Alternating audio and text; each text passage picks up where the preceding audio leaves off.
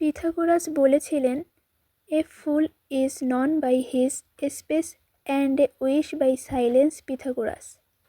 একজন বোকার পরিচয় তার কথার দ্বারা বোঝা যায়, আর একজন জ্ঞানীর পরিচয় হয়ে থাকে তার নীরবতায়। এমনকি আশ্চর্যের চাণক্য বলেছিলেন, যে ব্যক্তি এটা বুঝে যাবে যে কখন, কোথায়, কী এবং কতটুকু বলতে হবে, সে ব্যক্তিকে সফল হওয়া থেকে কেউ আটকাতে পারবে না। কারণ ধনুক থেকে বের হওয়া বাণ আর মুখ থেকে বের হওয়া কথা কখনোই ফিরিয়ে আনা যায় না। আপনার বলা প্রতিটা শব্দ আপনার শক্তি হতে পারে, আবার বিপদের কারণও হতে পারে। আপনি খেয়াল করে থাকবেন, যখন আমরা কারোর সাথে তর্ক করি আর সেই তর্ক করার পর চিন্তা করি যে ওই সময় আমি এটা বলতে পারতাম, সেটা কেন বলিনি? যদি তখন এটা বলতাম তাহলে তো আমি সঠিক হতাম।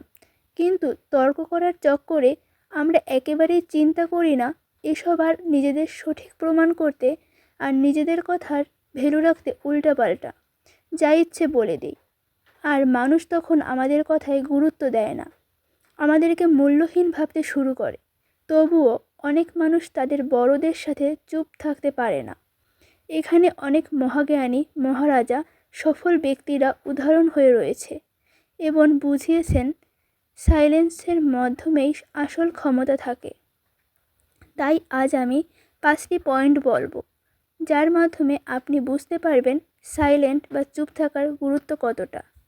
সাইলেন্ট থাকার প্রথম উপকারিতা হলো, number 1, silent will make you appear more powerful. অর্থাৎ চুপ করে থাকা বা নীরবতা আপনাকে বেশি শক্তিশালী দেখায়। একজন অন্যতম যোদ্ধা সঞ্জু ওনার সাইলেন্ট থাকার মাধ্যমে অনেক শত্রুদেরকে হারিয়েছেন। তিনি চুপ থাকার মাধ্যমে শত্রুদেরকে গভীর চিন্তায় ফেলে দিতেন এবং শত্রুরাও ভয় থাকত যে ওনার নেক্সট প্ল্যান কী হবে, কখন হবে, আর কনফিউশনে পড়ে ভুল পদক্ষেপ নিত এবং হেরে যেত। একেই পাওয়ার অফ সাইলেন্স বলে। আপনি প্রয়োজনের চেয়ে বেশি যত কথা বলবেন, মানুষ আপনাকে ততটাই সাধারণ ভাবতে শুরু করবে। অন্যদিকে সাইলেন্ট থাকলে আপনি তা ভাবতে পারেন যে আপনি কি বলতে হবে এবং সঠিক কোনটা। চুপ থাকার পর আপনি যখন কিছু বলবেন, সেই কথাগুলোর ওজনই থাকবে আলাদা। সেকেন্ড পয়েন্ট হলো, no one can fool you or manipulate you. অর্থাৎ কেউ আপনাকে এত সহজে বোকা বানাতে পারবে না। যদি আপনি চুপ থাকার শিখে যান, যখন আপনি কারোর সাথে কথা বলবেন এবং সেই সময় যদি আপনি চুপ থাকেন, তাহলে সামনে থাকা মানুষের কথা আপনি মন দিয়ে শুনতে পারবেন। তার বডি ল্যাঙ্গুয়েজ, কথা বলার ধরন দেখে এটা বুঝতে পারবেন যে সে কি সত্যি বলছে না মিথ্যে বলছে, অথবা সে কী চায়, নাকি সে আপনাকে বোকা বানানোর চেষ্টা করছে, নাকি সত্যিই আপনার উপকার করতে চায়। আর এই বিষয়গুলো যখন আপনি যোগ করে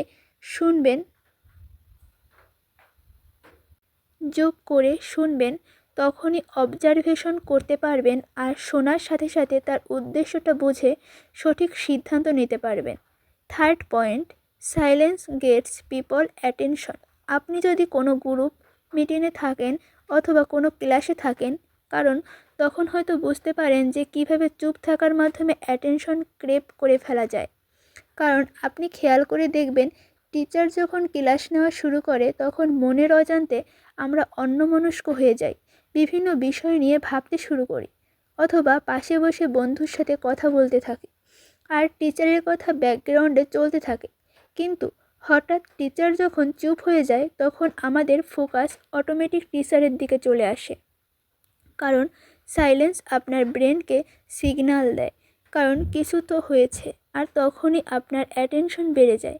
ঠিক তেমনই আপনি নোটিশ করে থাকবেন, যখন আপনি গ্রুপে বা কারোর সাথে কথা বলছেন কিন্তু আপনার কথা কেউ শুনছেই না বা পাত্তা দিচ্ছে না, কিন্তু যখন আপনি চুপ হয়ে যান তখনই আপনি দেখবেন সবাই আপনার উপর অ্যাটেনশন দিচ্ছে। তারা এসেই জিজ্ঞেস করছে যে কী ব্যাপার, আগের মতো কথা বলছো না, কি হয়েছে। Number 4, silence makes you more creative. চুপ থাকার মাধ্যমে আপনার ক্রিয়েটিভিটি আগের চেয়ে আরও বেটার হয়ে যাবে। যখন আপনি চুপ থেকে নিজের সাথে একা সময় কাটাবেন, নিজেকে সময় দেওয়া শুরু করবেন, আপনার মাইন্ডে বিভিন্ন ধরনের ক্রিয়েটিভ চিন্তাভাবনা আসা শুরু করবে। আপনার ক্রিয়েটিভ থটস আপনাকে ধীরে ধীরে প্রোডাক্টিভ তৈরি করে ফেলবে।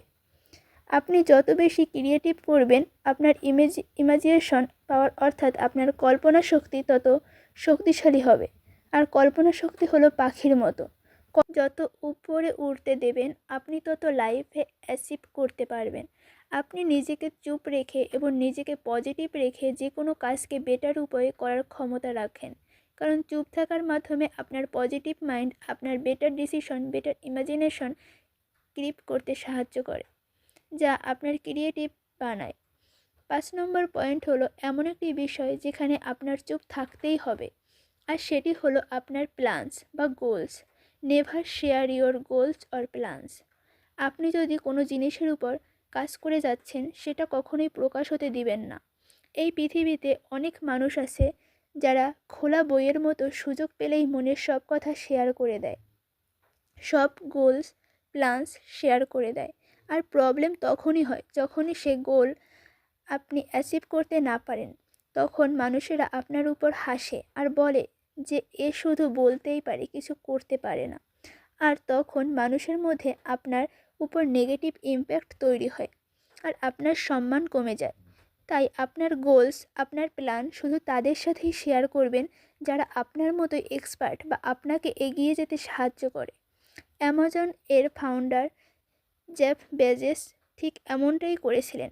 যখন তিনি প্রথম ক্লাউড বিজনেস শুরু করেছিলেন, সেই বিজনেস থেকে তার বেশ ভালোই আয় হচ্ছিল, কিন্তু উনি সেই বিজনেস সম্পর্কে তখনই কাউকে কিছু বলেননি, কারণ তখন তিনি যদি এই বিষয়টি শেয়ার করতেন তাহলে তার বিপরীতে আরও অনেকে এই বিজনেসে জয়েন হতো, এমনকি ওনার থেকেও বেশি সফল হয়ে যেত।